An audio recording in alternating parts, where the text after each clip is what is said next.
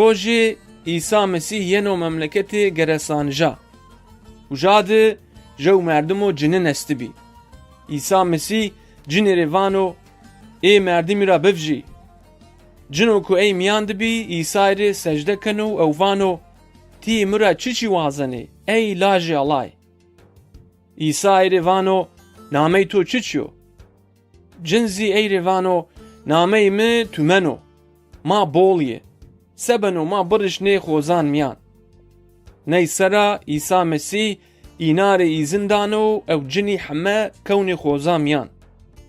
Xozî remenê ew xo dera çekenê aw miyan ew heme aw miyan di fetisênê. Xeber resena dew ew dewra bol merdimî yenî İsa Mesîh hetek.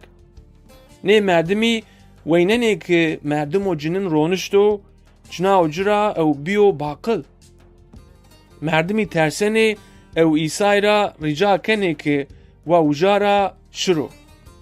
İsa Mesîh merdimo ki cira cinî vijiyay ey rê vano şokeye ew hemin rê mi torê seker doze ey vac.